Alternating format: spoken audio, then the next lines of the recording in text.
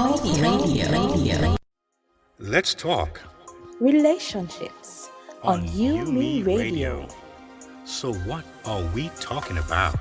Marriage, dating, parenting, business, And love, emotions, sex. it's a conversation with me, Lady Misty, And DJ KTE. on everything from hot topics to taboos. Join us Mondays at 9 p.m.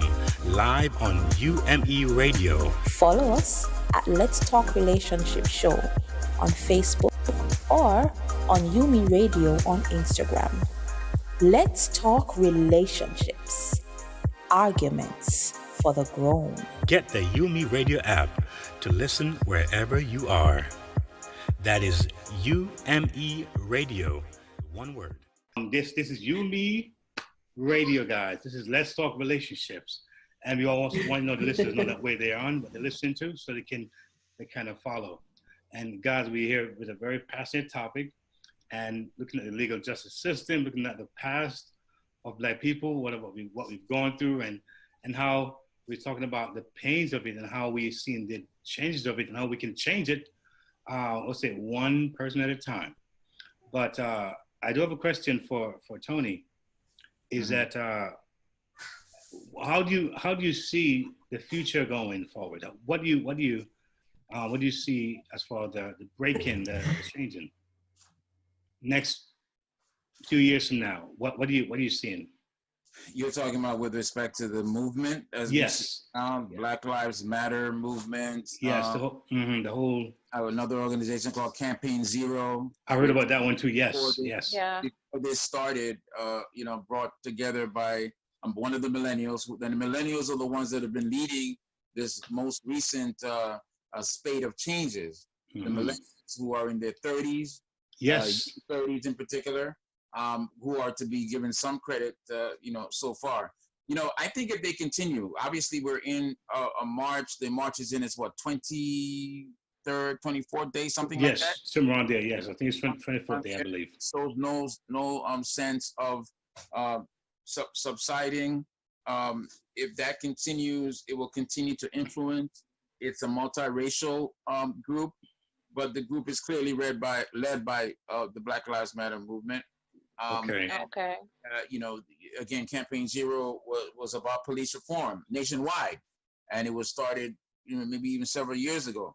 So an organization like that should take the lead in the police reform movement. Many of you folks have heard about defunding the police and the whole movement of defunding the police, which is not. Some people don't need to confuse it, or shouldn't confuse it with, we're not going to have police officers anymore. Because at the end of the day, we could talk about the origins of the police all we want, but at the end of the day, you do have bad people out there who commit bad crimes, right? True.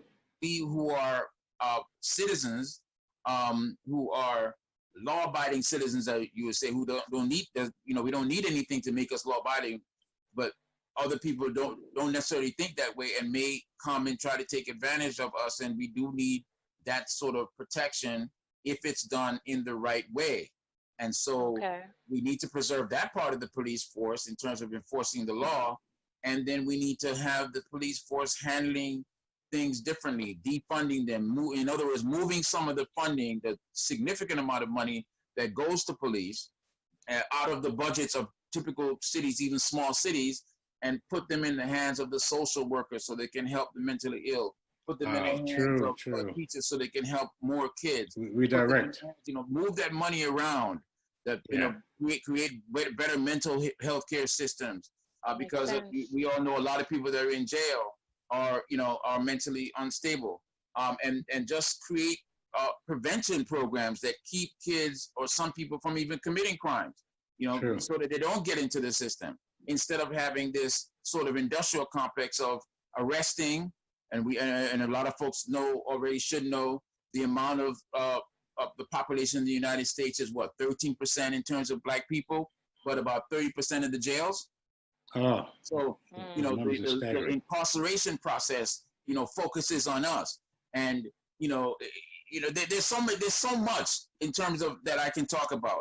But in answer to your question, the future would have to look like that what people are talking about now, defunding, and not having it twisted into a situation where people are making it seem as if, oh no, we don't need a police force anymore, because again, they're bad people out there, and you need exactly some level of law and order, but not to let me put my knee on your neck and suffocate you, not let me choke you down, not let me try to intimidate you, and because I've got a gun and a badge.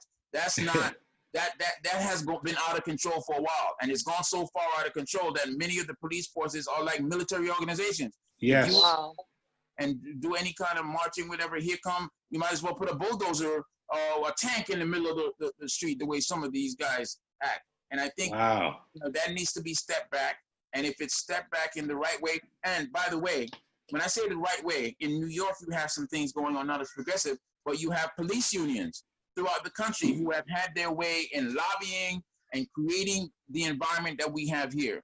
Those organizations are not going anywhere. They're going to be making a comeback. So again, in answer to your question, if this is to be sustained, this type of effort, it's got to be done in the way that's being done now on the streets, peacefully, obviously, but also at the ballot box, where folks get to exercise the right to vote, because once they exercise their right to vote, they can keep people in office that are going to be able to make the decisions that are going to be in their best interest, and not have the lobbyists step in again, which they're waiting to do. So, let's say another mayor comes in next, because this mayor is done. We could be looking at a complete difference. We could be looking at a reversal of everything here. So in order for us to sustain what we need to sustain and improve on it, it will require not only the effort of these millennials, but also their efforts as well at the ballot box, as well as everybody else. And of course, it will take some level of belief in the system, in the political system that we have. And so hopefully all of this will allow maybe even more confidence in the political system, which of course has been taking a hit when you look at the voting records and the voting tolls. Enough people don't vote generally in almost any election.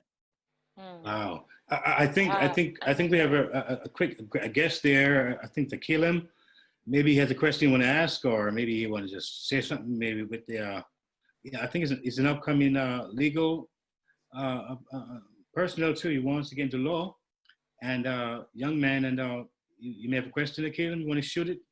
I was listening to the conversation in regards to the Black Lives Matter, as well as the whole racial situation in the US, as well as what I've read so far. Right? I was listening to Coach Rushel speak, and I was also listening to Tony speak on his views as well. Something I have observed, and I like what he's saying now, that they're doing now, especially the idea of exercising your democratic right to vote that was given to you by law. Right. And you should use it. It's one of the most powerful tools that you do have in a democratic society. That is the power to remove those who are in power to make decisions if you don't feel that person is making the decision in your best interest. Love that. However, I just want to go back, scale a little bit back to what Coach Raquel was saying about and DJ Kelly. And it's something that I think she keeps referring to the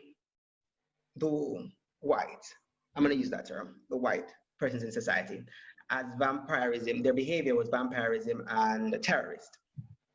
However, based on what history told me, and based on what I learned from history, slavery didn't start with the whites. It started with us as Black people, all the way back to Egypt. The Bible. Yeah, the Bible. I think the first set of slavery was, you're correct, the first set of slavery was 3,500 BC, 35,000 BC. The first set of slavery in Mesopotamia. And it goes forward, and the Bible speaks about it. And that's why they had Moses at the time to do all his work. And lovely stuff, a lovely book, lovely stuff all the time. But we can't, if you're gonna say, okay, this person that didn't know is horrible. What about everybody else that did it in history? The blacks were horrible. They did the same thing. They built temples, and the big temples and pyramids that we can't even figure out how it was built to today's date on the back of the same people, as well as we have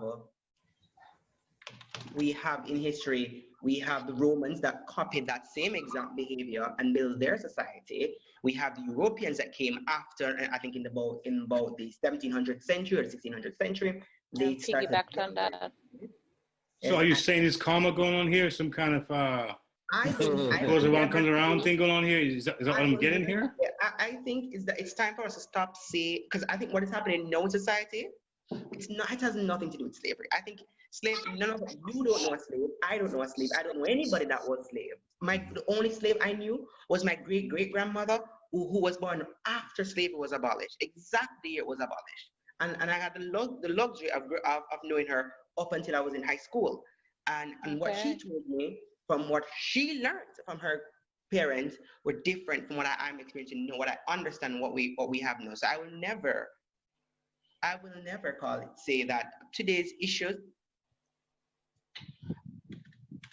I would never say today's issues are really, it's not what they went through.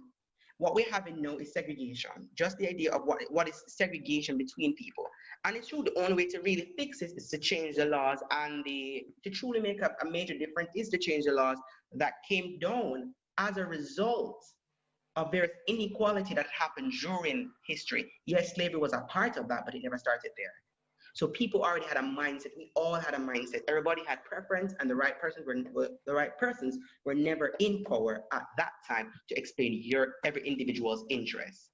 Not what we have today. We now have a forum where we can make adjustment and change. So let's stop blaming the segregation and slavery, and let's blame on each other. And again, I believe as well that it's time for us also as Black people to stop using slavery and using the idea of being suppressed as a weapon against the other members of society. Like you're saying, okay, if another black man says something that contrary to slavery, like when what is his name? Kanye made the statement that, hey, slavery, we made a decision after slavery to be in the position that we are.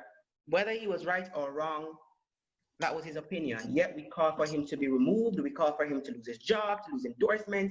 It's time for us to stop using it to saying that it is a weapon to be used. And if you're not perpetrating this idea, this gun, I'm aiming it at everybody that we find that is trying to suppress us, or we think is trying to suppress us, to destroy them, will never change, because they will feel like if once a gun is aimed at you, you're gonna be in fear.